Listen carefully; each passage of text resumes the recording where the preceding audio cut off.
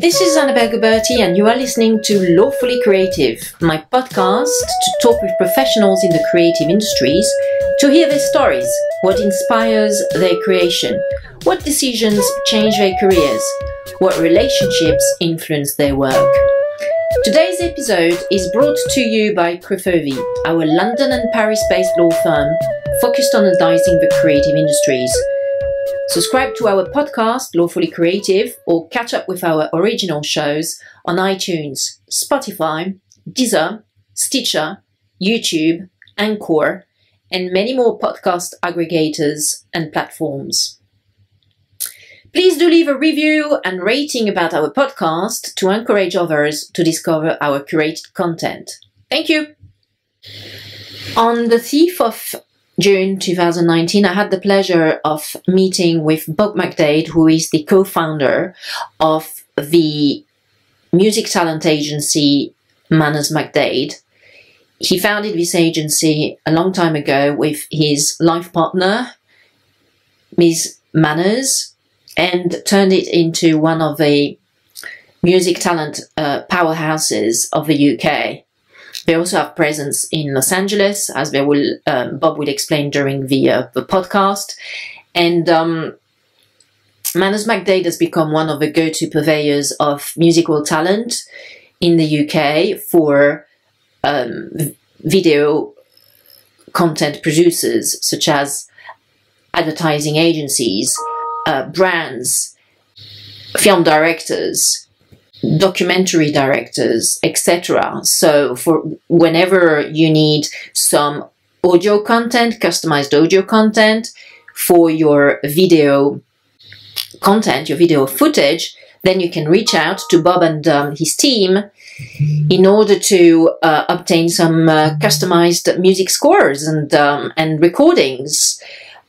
So yeah, it was fantastic to meet up with such a prestigious member of the UK music industry, and I had a delightful time with Bob on the 5th of June, as you will witness by listening to the following podcast. Oh, do you want me to start? Okay. Hello, podcast listeners. I have the pleasure of being in the presence of the imminent Bob McDade, co-founder of the film music and advertising music agency Manners McDade, that he co-founded with his wife, Miss Manners, Catherine Manners. It's a delight to be in his presence because he's a man who has a lot of knowledge on this field. I came across Bob working on a deal for a client who is a music composer in the advertising business a year and a half ago, and Bob was very resourceful in providing his insightful view on how a music composer can get or not an agent. So Too kind. I'll take it. Over to you, Bob. Yes, as you say, we have been approaching our 20th year of operation now. We founded in 2001. We started off with one client. Right. And that was a composer who had, through his friendship with a director, long-term friendship, had been offered the opportunity to score a film for Disney. Wow. And yeah, it was a big leap in his career. And he'd been doing a friendship with. Composers often have at least one friendship with a director or a producer who takes them to each subsequent project. Fantastic. I wish I could remember his name, but Matthew Herberts, the composer, he has just scored Gloria Bell, which is on at the cinema at the moment, Julianne Moore, and that's a friendship with a Chilean director whose name has escaped me. His first film was A Fantastic Woman, and then he did... Yes, I've watched it. It's a lovely film. And then he did Disobedience, and now Gloria Bell. Rachel Vice and Vice, yes. Rachel McAdam, Yeah, yes. that's right, yes. A beautiful film, actually. Oh, yes. So it's really on his first film. So composers often have Yes, it was. Well, he'd done one film before, but it was a while ago, and things haven't worked out as he would have liked. And I think he was. He stepped back for a while. Okay. And went back to making albums and DJing and playing gigs, etc. And then that opportunity came up. But my point was, yes, just about every composer we represent will have at least one strong association with a director. And that director will take them on subsequent projects, whether TV or film. It's fantastic. And so, for you, you just said that that was your first client. You mentioned that composer. So for you, clients are actually the composers. Clients are not the end clients, No. i.e. the brands or the film directors or the film production companies. Our clients are the composers who are signed with us for representation. I see. And that was how we started as a composer agency, because that project went well. And he would tell his friends, so a friend of his asked if we would represent him, and it just grew from there, really. And that was for about 8 years, until we had quite a large roster. Yeah. And then we found our clients were asking us if we knew good publishers. And there aren't really any specialist publishers in media music. Okay, so would you mind explaining to us in layman terms, what that means in the context of film music compositions? Publishing, I mean, would that be like managing the relationships with the likes of PRS, the Collecting Society for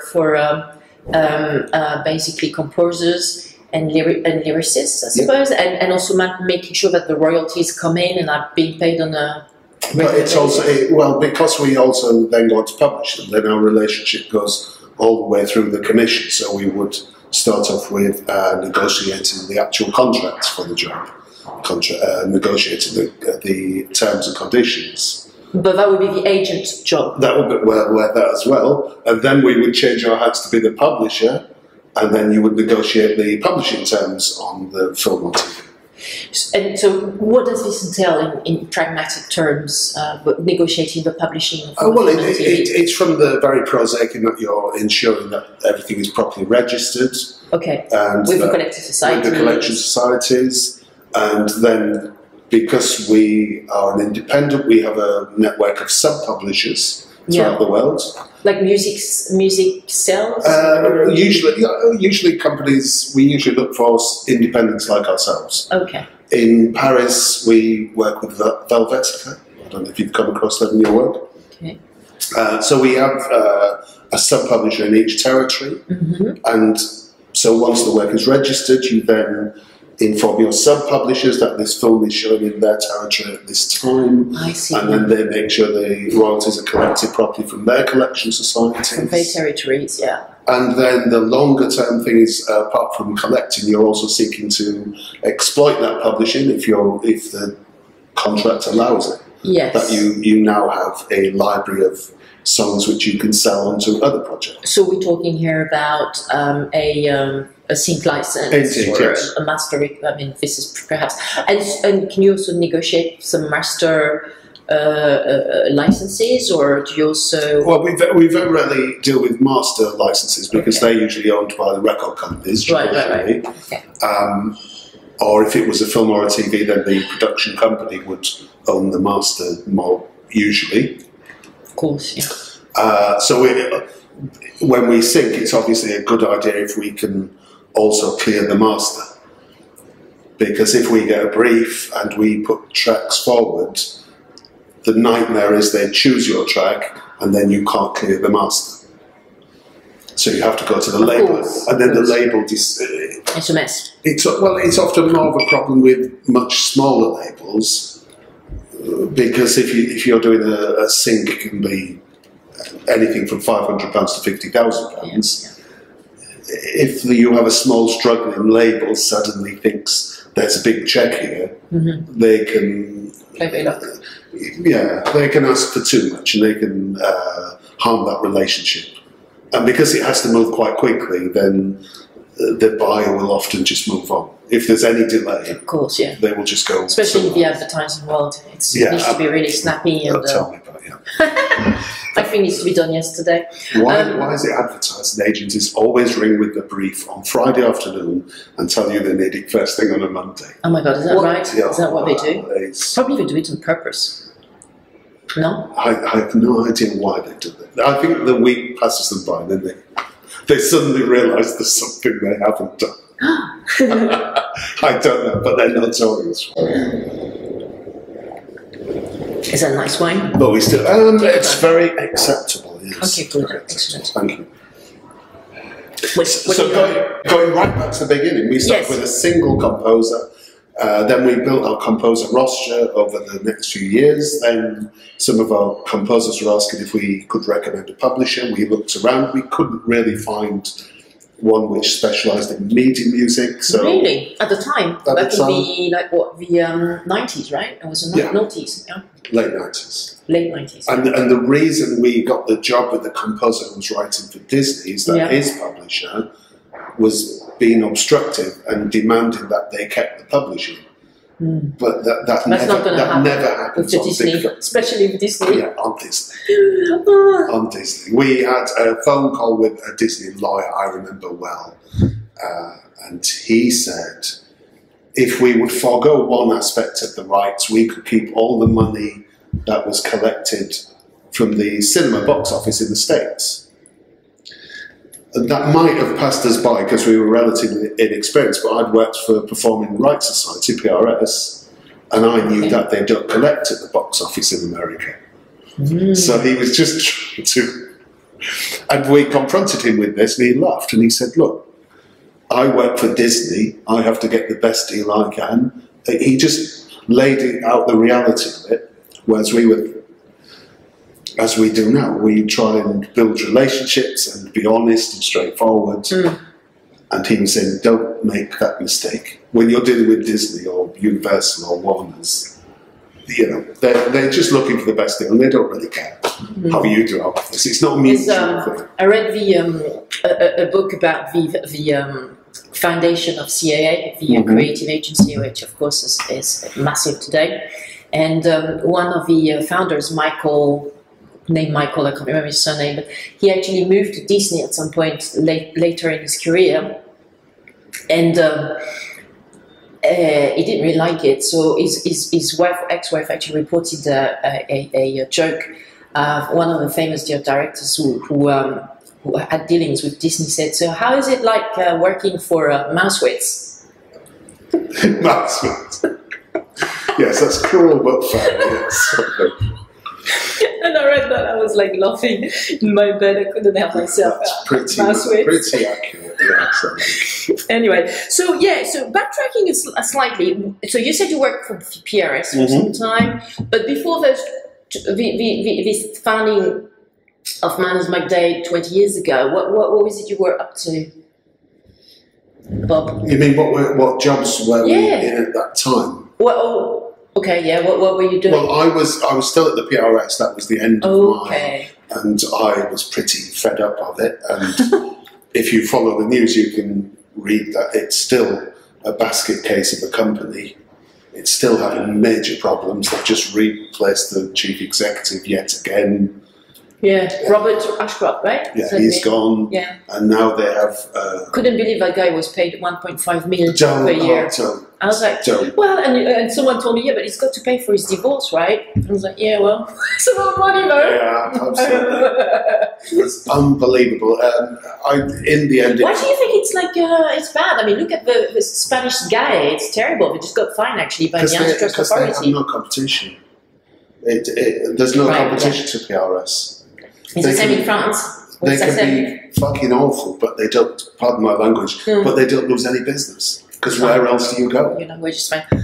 Well, I mean, yes, although there's been an opening of the market a few years ago when a new regulation from the EU allowed composers to actually register with whatever EU-based collecting society they wanted. So that created a tiny bit of competition. But from what my understanding is, PRS is supposed to be one of the best collecting societies, really. It's frightening to think that. But yes, dealing with Gamer, for example, Game of the German Collection Society. Oh, yeah, right. They still exist in the 1970s. Everything's on paper. Yeah, well, probably everything is in German as well. So if you're not a German speaker, you're a bit dead. So they're kind of slow and very bureaucratic. Really? Sassen it seems to have reinvigorated itself. Interesting. Yeah. With Jean-Michel Tron, with the new guy. They seem to be much more on the ball. Wow. Oh yes, I went to the Mama 2 years ago, and they were showing the new software for members to be able to check their statement. It seemed to be really on top of everything IT. And now there's Impel with a digital rights collection, and that's swept the rug from underneath PRS, because people are saying, okay, we're going with Impel instead, like we do. Okay. So yes, hopefully the new chief executive will sort it out. Okay. She's from a purely business background. What's her name, actually? I can't remember. Okay. Sorry, I'm not even sure she's in position yet. I read the press release. It's she's completely from outside of music. Yeah, but it's happening at the moment, right? I think Robert Ashcroft is just about to leave. Yeah. So it's exciting, but not quite yet. Right. So it's interesting times. So hopefully, because she's from a purely business background. Yeah. And I think sometimes they get too tied up in the idea of it being part of the music industry, which it is, strictly speaking. Yeah, for sure. But it's more about data and money. Nowadays, yes. They have no creative input, so why do they continue to pretend they do? I don't know. So I was working for them almost. In which capacity? Where were you? In which team were you? Oh, they asked me to do their marketing, because they've not done any marketing at all. Okay. And their entire approach was to send letters to people saying, you play music in your shop, you must buy a license. If you don't, you'll be prosecuted. Yeah. So it was all. It's not very good marketing, but it was all stick and no carrot, basically. There was no sense, and we tried to add value and say, okay, explain why it was advantageous to play music in your business. And I'll take credit. We commissioned academic research into the effect of music in various environments, like restaurants, bars, shops. Excellent. Which was very successful. Simple things like if you play classical music and then ask people what their impressions of it, they give a much more favourable impression than if you play drum and bass. Right. Really simple stuff, and you can find out how you can make people move around a shop quicker. Or through music? Yeah. So there are ways you can use it subliminally. Not so there's messages underneath that nobody can hear, but just in terms of how it changes people's perceptions of your prices and your atmosphere and your And poppy music, I suppose, pop music to enhance sales. It completely depends on the demographic of your customer base, etc. And so that was my attempt to change the culture, so it wasn't just knocking on doors. And bring value to the businesses which are using music. Even my law firm, Prefervi, actually received a letter like this from SSM asking, please do pay your royalties because you are a French business. I'm like, I don't play any music in my law firm, offices. So anyway, that's it's the idea. If you play music in an office, you must pay a bill. So they were purely knocking on doors and saying, it's the law, give me your money. And obviously that creates a lot of resentment. Yeah. So we just tried to change the whole thing. So, and bring value to it. And bring value to it and explain why it was a good idea and why this license was worth the money. How long did you stay in this role for, Bob? Well, I stayed in the role after we actually established the company because... Really? Well, for revenue, to pay the mortgage, simple as that. Gosh, you must have worked quite your socks off then. 2 jobs? It was very easy at PRS. Okay. There was little or no discipline whatsoever. Okay. I remember 98, the 98 World Cup, I think I saw just about every game during the day. So, So it was the best of times. It was the worst of times. It was easy work. Yeah.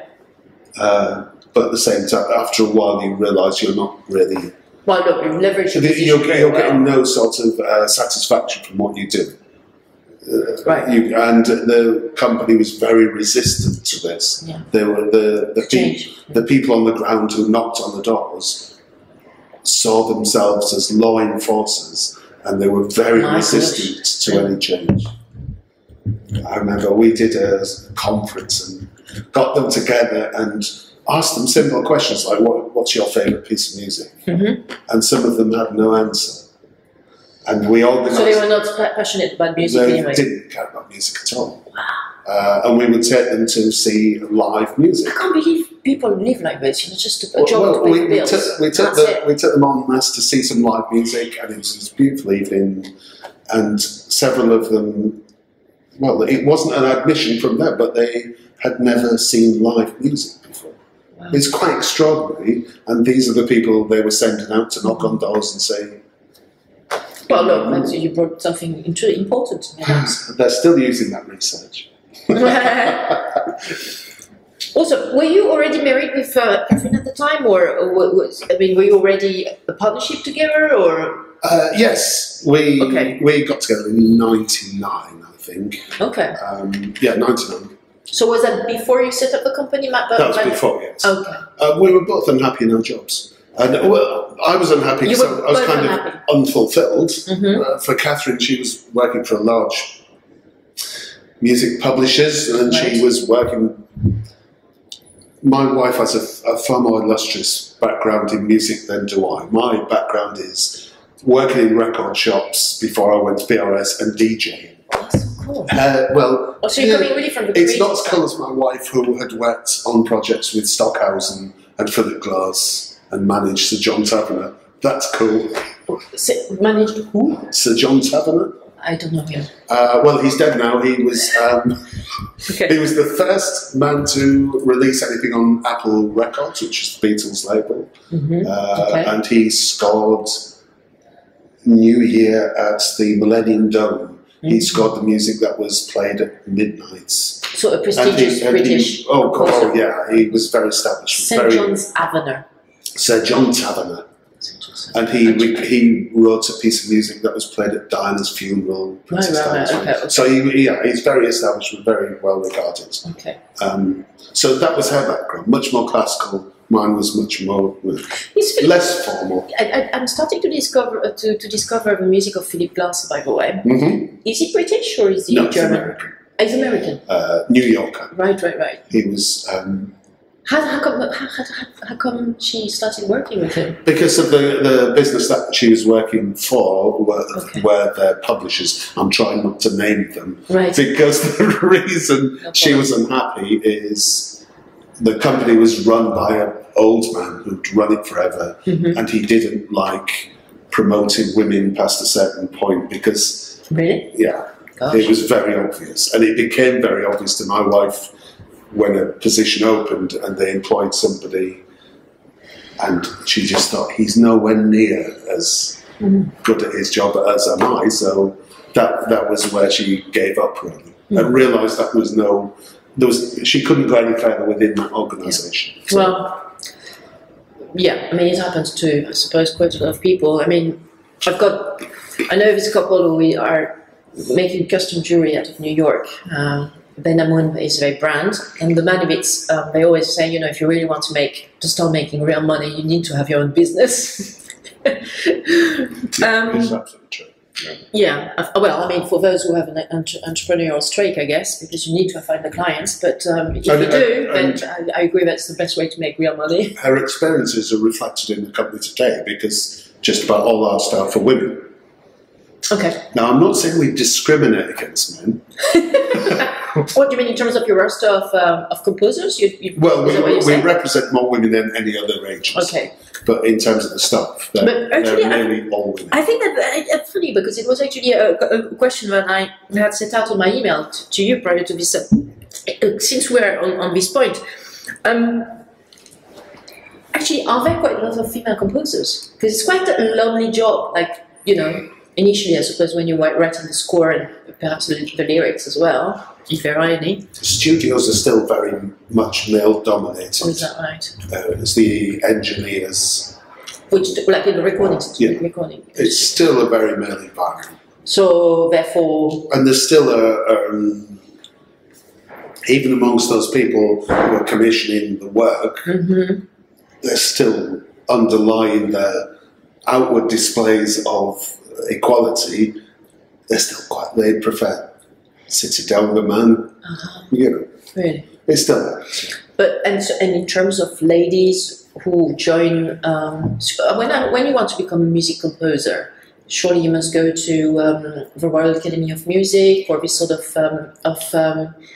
schools or well, colleges? in London it's the NFTS, the National Film and Television School. Even for music, for film composers? NFTS is... An awful lot of our composers come from the NFTS. How interesting. And we attend every year. They have the final films made by the students who are passing out, and we go and see those to see if there's any obvious talent on display. Oh, really? You're doing like a wild casting? Well, we love taking young composers. Yeah, and sure. The traditional path is you find an assisting job with an established composer. That's how you start your career. Okay. And that way you're on the inside, so you're getting to know everybody, and that's the traditional route. And do you see quite a lot of ladies coming out of the NFTS? What do you call that degree? Is it the film music composition degree? Yeah, it's a composition. Yeah. Composition. Media composition. I forget what they call it particularly. Is it like even in the time we've been doing that, there's far more women now than there used to be. It used to be almost a male preserve. Because you see, for example, for the legal profession, it used to be definitely skewed towards men joining university to study law. I'm talking about the French data here. Yeah. But now it's like 70% of the young graduates who actually join university in the law department are actually females. So I think we're almost in a time when things are changing positively, in that it's not just lip service, that you can see women coming through. Yeah, okay. And even the most sexist of men understand that it's no longer in their interest to Do you know what I discourage or undermine. What I always say is, because I see it in my law firm, you know, it's the market will talk. You know, the market will give you some feedback. If they love what you do, whether you are a man or a woman, is irrelevant. If they just if they just like what you do, then you're in. You know, Yeah, so that's the way. But there's interesting ways that industries will look to change things through the constitution. So they will say we must give. We've noticed something like Saatchi, I believe Saatchi do this. Okay. They have a percentage of their commissions have to go to female-owned companies. Seriously? Yeah. So that's a good way They set up some quotas, like positive discrimination. Yeah. And that creates positive change. Well, that's okay. Well, that's quite full on, I think. But well, okay, if it works, it works. Well, hopefully we get to a point where you don't need to do that. Yeah. Oh well. But so we're still not quite there, are we? So when I was studying the market for my client, this film composer I mentioned at the beginning of the podcast, I noticed he mentioned your agency, Manners McDade, obviously, and then I looked at the market, you know, to understand how this field, this very niche field of agencies representing music composers for film and advertising and gaming music and projects is set up. And I saw that Manners McDade is really at the very top of the crop here. So did you have a business plan with Catherine to turn it into this somehow powerhouse that it is today? Or It feels, from my perspective, it's been a very gradual build of the company. Yeah, what is it? I'm not sure we've ever sat down and had a solid plan. We just leave ourselves in a position where we can take opportunities. I think that's a big thing, that you are nimble enough, you are deft enough that if an opportunity comes, you can take it because you're not too structured, you're not too rigid. What sort of opportunities are you referring to here? Do you have an example? That's a good question. Like you mean a commission coming in, or? I suppose sometimes we've been asked if we can involve ourselves on a project that we have no real experience of. Okay. And we don't really think about it. We just say yes, we can do that. Gosh. And then we go away and try and find out how do we do this. That's daring. But it keeps it interesting. And it keeps you. Like what, for example? Say we have a show. Live show, and we need you to do work on the music background of it. Is that, for example, a sort of brief you would get? Going into book publishing, we've done some book publishing. We know nothing about book publishing. We're not from that background. But a client asked. He said that was a stipulation that of his contract he would sign with us if we could facilitate making this book for him. What a book about what? It was sheet music with pictures and art in there, and so we just said yes, of course we can. And then afterwards, what the hell are we going to do? How do we do this? Who do we know? Yeah, and you just start. So how do you get paid on such projects? I mean, do you take a commission, like a percentage of what is going usually the royalties are nothing on the book anyway, so. No, indeed. Yes, we do quite a lot of work which has there's no straight thread of revenue. Okay. You do this because it to build the rapport. Absolutely. The French way. The composer. Yeah, you solidify that relationship, they trust you more, they see you as being able to do these things. If they've been to other companies and said we would also, as part of the contract, we also want to do this book, and the other company said that's not our business, you have to go somewhere else. Right. Well, for them, that was the deal breaker. They're just looking for the person who says, yeah, of course we can do that. Because that should be what you're looking for. In your, so you mentioned, thank you so much, it's really interesting not interesting, but it's really fascinating to understand how you make your choices, your business choices. But so... Neither of us have an MBA. We haven't been to business. You've got your intuition. And for me personally, a personal thing, I didn't... I was thinking, will my mum ever hear this? I never really... I never really had a father figure who I liked. I didn't really like my father, but the guidance he gave me was, I would think, what would my father do in this situation? Yeah. And then I'd do the opposite of that. And think, well, that must be the right thing to do. And it served me quite well. And we kind of, because my wife and I were both unhappy in our jobs, we think, well, what would they have done? I'll do the opposite of that, and that will probably be the right thing to do. So you are contrarians. So contrarians. Well, I'm a contrarian. My wife not so much, but I'm very much contrarian. And it just means the way we treat our staff, the way we run our business is a bit more joyous and a bit more happy and a bit more about thinking, I want to be able to sleep at night. I don't want to cheat anybody. I want to be honest with everybody. Yeah. Having experienced those things where you put in positions where you're lying to a client when you work for a business because they say, no, don't tell them that, tell them this. Mm-hmm. And you don't have any autonomy. That's so frustrating. So when you've got autonomy, you think, well, you should look to create the best of all possible worlds. It's not about the bottom. We very rarely look at the bottom line. Yeah, we do the business and hope at the end of the year. Exactly. Well, you are lucky that it's working very well this way. I don't live in a big house. Neither do I. That's okay. But I sleep well. And the people who work for us are all. We maintain relationships even when they leave. Well, we're very happy. Yeah. Well, and your agency is truly prestigious in the market. You're the young executive managing director, but you've instructed, mandated your wife and you. I think she probably has as a business plan or an agenda, as you were saying. Oh, she does.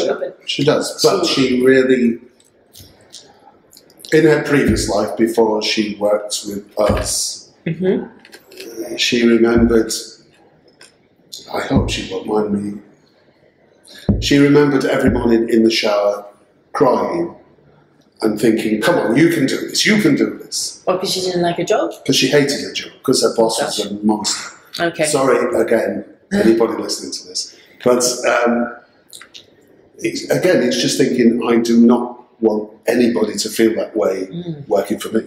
Yeah. They should be happy and supported and, yeah. Well, yeah. And she's very young as well, so it's great you give her such a she is, but she has the energy which perhaps as people in our mid-50s we kind of lack, that energy and drive. She has so much energy and drive, and she's already very well thought of within the industry. Right. And what is her name again? Harriet Moss. She's, and our client, the age of our clientele is coming down. Actually, you were just saying down that the average age of your roster of clients is coming down. You were saying that you also scout, so to speak, at the NFTS annual do or like opening show, and so are these? I mean, how do you select those composers? Is it word of mouth or? It's completely based on our own perception of their work. So, do we like it? Is it interesting? But how do you get in contact with these people? Oh, they're peculiar peoples. Well, we're lucky in that usually, unless they're already established and have relationships, usually they're desperate for us to get in touch with them. I know. And in fact, most of the time we don't have to because they get in touch with us. I see. So they come to you? Yeah. We get lots and lots of submissions. Okay. And we listen to everything that's sent in, which is some things you don't need to listen to for more than a couple of minutes, and you know it's not suitable or it's not of a certain standard or it's not for us as an agency. So it's quite straightforward actually finding clients. Actually, okay, great. And sometimes we hear somebody will come to the office and say, I saw a film last night, blew my mind, the music was unbelievable, and we just see if that person's represented, who they're represented by. If they're already with an agency, then we don't contact them. Okay. Because we just feel, if they were unhappy, we'd know about it. And I don't want to poach people's, it doesn't seem like a good idea. I wouldn't like it to happen. It's small ones. So it's a small one. And are they all able to actually read and write music? And the reason why I'm asking this is because the composer I represented a couple of years back, he didn't know how to write, and it was unbelievable. So he was doing everything by ear, but he couldn't write and read music. I was really in awe at what he was able to achieve. It's not a deal breaker, but especially for media composition, if you're writing for film, it really helps because you may have an orchestrator or an arranger, or you have to give the sheet music to the musicians in the studio. Right. You kind of have to, but not always. There are people who are savant is perhaps the wrong word, but they've found a way to do it without having that skill. But they usually need somebody to transcribe the music for them. Yeah, which is quite a job in itself. Yeah. And within that environment, which is quite competitive, then that would probably be seen. That would be seen as a disadvantage, whether it was or not. Yeah.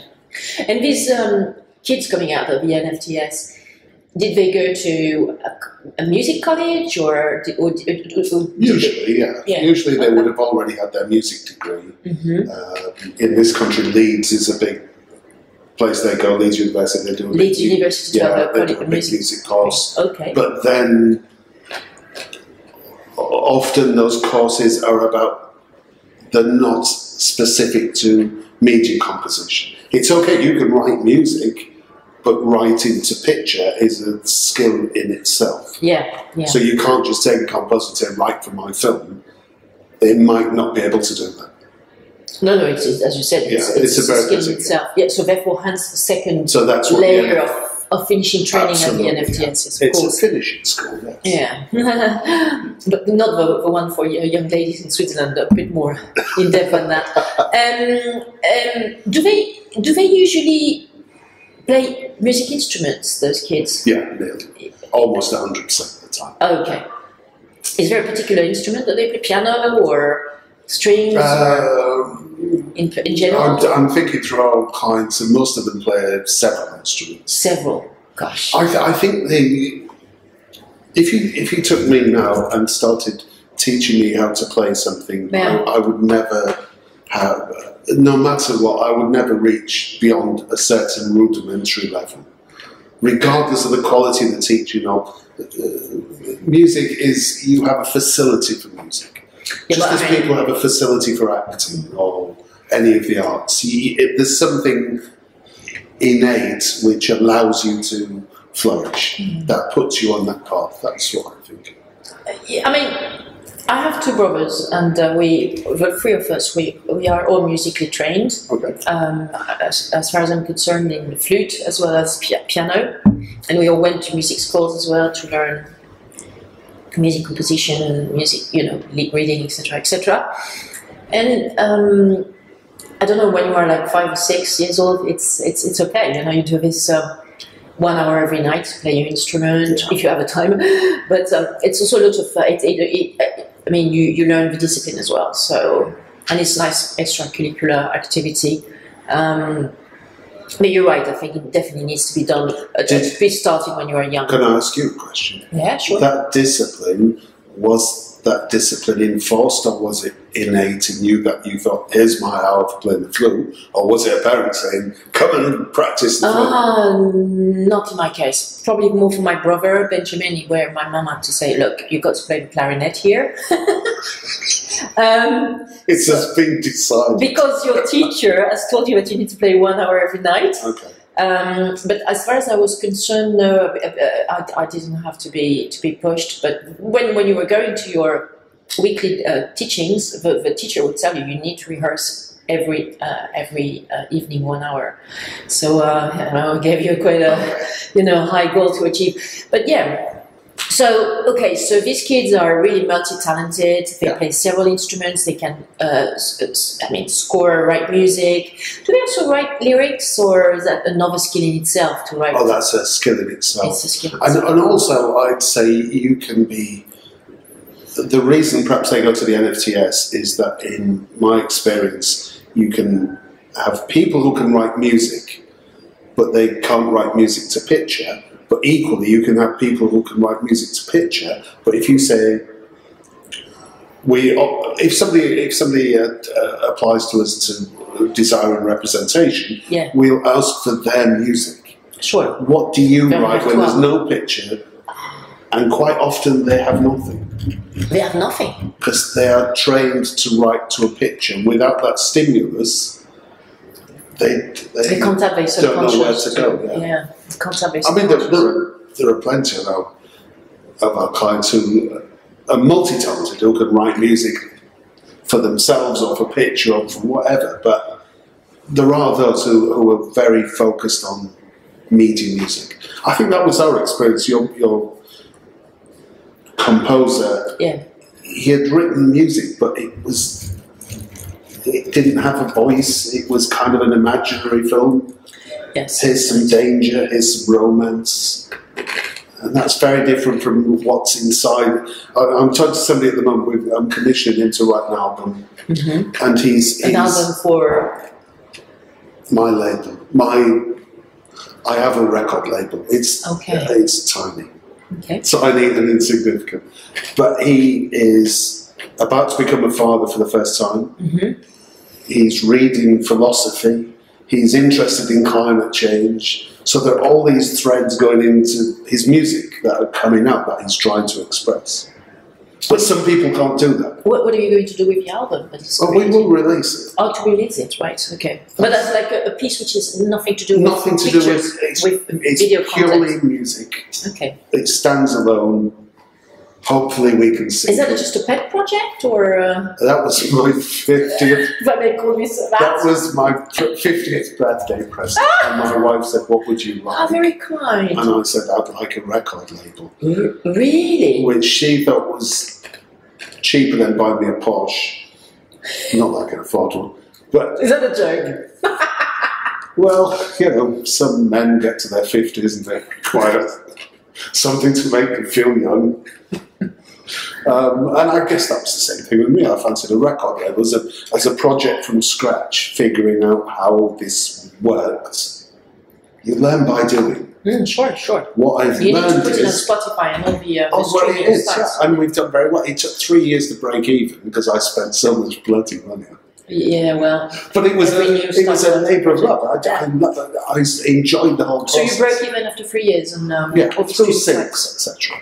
Ah? Through syncing the music, yeah. Through syncing as well. Yeah. Okay, so We sync eventually licenses broke it. plus the royalties coming from the streaming. Although it was a very expensive album. We recorded it at great studios. We hired the best musicians we could find, and right. Oh, so it wasn't stuff that he was doing on his computer, because No. that's what my client used to do. He used to do most of the stuff on his no, computer. he did it properly. He did the draft on his computer, I see. and then we went into the studio. We hired. You recorded it properly. Where did you record? I really very close to the studio where the Beatles were recording. You know, in Abbey Road? Yeah, in Abbey Road. Yeah. We went to the other one, which is Air Studios, which is George Martin's. Okay. All right. He Yeah. was the producer. He built Air Studios for himself. I see. Where is this? It's like Hampstead. Hampstead. Yes. That's not too far. Yeah. It's From a church, but it's beautiful. From your road. Right. Wood panels building. It's just fantastic. I just love being there. Oh, yeah, sure. Hampstead's fantastic. And where we worked with Peter Gregson, who's amazing, and Thomas Gould, who's now head of the Britten Sinfonia. And yeah, we just had all these brilliant people. What do you mean, like to recruit the... to record the album, yeah. So it was just a fantastic experience, which I enjoyed. Do you know, I used to be a member of a woodwind ensemble before I founded my firm in 2012 here in London, and when I was still working in very large law firms. And so we would rehearse every Tuesday night, if I remember well. And the one project I really, really enjoyed is when actually we did some recording sessions for a composer who had written some music for a particular project, and then we recorded that, etc. So we had to be very careful not to make any noises. Love that. It was really, it was really a joyful experience. The rest of the rehearsing was a bit painful, but you know, when we would see this pinnacle of like this achievement, and then you could hear yourself afterwards when it had been edited, etc. I found it fantastic. Most of the time we were actually recording in churches for some reason, in the weekends, on my weekends. It was okay, I loved it. Well, as somebody, you see, with zero talent, I have an... Why do you say that? Because I have no musical talent whatsoever. Maybe you didn't have a chance to learn. But here's a thing which meant I could make a big contribution. Yeah. And have an executive producer credit, and that was worth everything.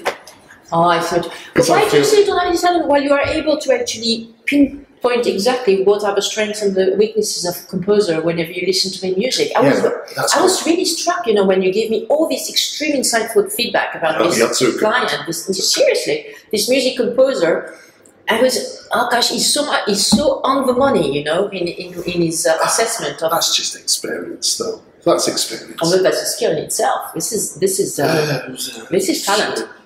Yeah, I would never have said that to a composer. Yeah, it was only, I remember our exchange, and I said, look, when a composer says, "What do you think of my music?" Right. I'm never honest. Is it because we've got too much of an ego? Is it? Well, yeah, you don't want to. These are people who have worked by themselves in a room by themselves and created this thing, and then it goes out in the world. Yeah. And to have some completely untalented, musically untalented guy like me say, I don't like that music. It's too cruel in a way. Because I admire it because they have this facility which I do not possess, so it's not for me to criticise them to their face. I think they've done something that I could not do anyway. Right. But don't you see it more as a constructive feedback so that they improve their They're very output? sensitive. That I know. Although I do think that There you go. I do think that the feedback that which I then passed on to this client of mine with music, because I think it was useful for him. Because, Okay, good. you know, the fact that you said that he needed to develop his own style, and that because of all these different jobs that he had in the advertising industry, then he was a bit of a chameleon, being able to change his style for every job. So he also needed to develop his style. You I need think to it was develop your own voice, your own exactly style, as you were saying. And on this note, actually, I remember when you mentioned that 2 years ago, you cited Johan Johansson as having developed his own voice. Whatever happened with this guy? Did he? It was an overdose, right? In Berlin, he overdosed. There's a culture with it. I'm not sure if it particularly applies to him, and I can't claim to. I know people who know him or knew him. Yeah. I can't claim to know for certain. I was sad. But there's a certain culture in music, which is why it's been male dominated to a certain extent. In the studio, it's like men boasting that I've been in the studio for 48 hours. I've been in the studio for 72 hours. Oh, okay. So as if there's nothing else. This is all there is. It's that male fixation on one thing, which is not a feminine trait, if you'll forgive me for saying this is feminine, that is masculine, but women are not anal like men, in that they don't, So there was a great... Except Margaret Thatcher. Except Margaret Thatcher. I'm thinking... There was this French musician called Renaud who actually made a song about Margaret Thatcher, and it was like, she's more viril than any man around, but it was just a joke. So it's quite true. Do you think this is what happened? He basically exhausted himself and probably resorted to coke and bang, talk to himself. I think he was taking amphetamines in order to stay awake for longer, so he could keep working. But he's quite a big guy, so his heart eventually. Is that what happened? Well, I don't know. I'd like to vocalise my disclaimer. I don't know. That's my best guess. Wow. Okay. Yeah. Thing is, I suppose that recording costs and studio costs are pretty high. So it's probably why they sort of do it. It's more an obsessional thing. Really? Yeah, it's more a mad obsession. Okay. It's like it's a funny story actually. When the income tax rate went up 70%, as I'm sure you know, the Rolling Stones immigrated to France, right? And they went to this French villa, which is on the peninsula of Saint-Jean-Cap-Ferrat, which is a very, very smart and posh neighborhood south of France. Saint-Jean-Cap-Ferrat, and they were in this villa, but they were playing and jamming up until 5 or 6 in the morning. So they got kicked out of the residents. The local residents just couldn't stand they just couldn't stand it. They were on drugs all the time, and they were jamming. They were starting working at 1 or 2 a.m. And they would just work the whole night, record the whole night. And so after 1 or 2 months, both the residents just kicked them out. That was the end of the exit in France, the exile in France. It's a miracle that they have managed to survive. Oh, I saw Ronnie Wood. Ronnie Wood in the street, actually on the South Bank with his young wife. With his young wife and his young 2 baby, years old twin daughters, and they were going to the Tate 2 They must weeks have ago. all had mass organ transplants or something. How are they still walking the streets? They were cute. Anyway, so how is that? So I understand the supply chain on the creative side, in terms of you finding all these composers nurturing their skills, making them find their own voices. But then how does it work in terms of finding some assignments for, so do you work mostly for independent film studios or film production houses, or also for majors, like the Disney and Universal and Warner of this world, or Sony's of this world? Perhaps I think a circumstance that has changed massively over just the last few years is that previously, unless you had an LA agent, you had no chance of working in LA. So the director might want you, the producer might want you, but if you're represented by an agent in Paris or Berlin or London, they're not interested. You have to have an LA agent. So that was always a bar. Is there a reason why they're like this? Well, it's an industry town. It looks after itself, doesn't it? One thing that I noticed when I was in LA 2 or 3 years ago is that it's very... it's a microcosm, and it's a space. I mean, no wonder it's called Los Angeles. You know, the Angels. That's that town, but it's very spacey, and people are very inward looking. You know, and they're a bit scared of the rest of the world, and also because of the difference of the time zones with Europe, they seem to be really like in their own world and floating. You know, on the. I love it. Because I'm myself quite, a bit spacey sometimes, and up there in the clouds, and so I love it. But I did notice that they were not the most interested in the rest of the world kind of people. So everything is in LA. Everything they need. That entire infrastructure is local, and so they keep it that way. But that has changed because the major studios are not yet being asserted, but so much work is coming up with Netflix and Amazon and Google is starting and Apple are going to start. But these guys are headquartered in Burbank and Culver City and everything. So are they more open-minded? Oh, yeah. Okay. In terms of where if you look at what Netflix and Amazon and all the rest are producing, it's much more international. Well, they go on all the film markets. I mean, it's not complicated whenever you go to the Berlinale, the Berlin Film Market, or in Cannes. In the first week, the Netflix and Amazon Prime of this world just do their markets, and they take all the best content. And so after the indies, they're like, oh my God, I don't have the money to pay for this and this and this, and then they just select the best. Netflix and Amazon Prime. So they don't. It's true that they don't spend too much time thinking about it. No, they've got such deep pockets. I mean, all this cash they're making, every month. For all these subscriptions, they need to reinvest in something. And the LA-based studios are quite conservative in their approach because they want to control everything. That's very different. Here it is. Very different. So that has changed, and so we're finding it is good for us without having an LA office. We find ourselves working on projects that we would normally, if it was LA based, we wouldn't get anywhere near.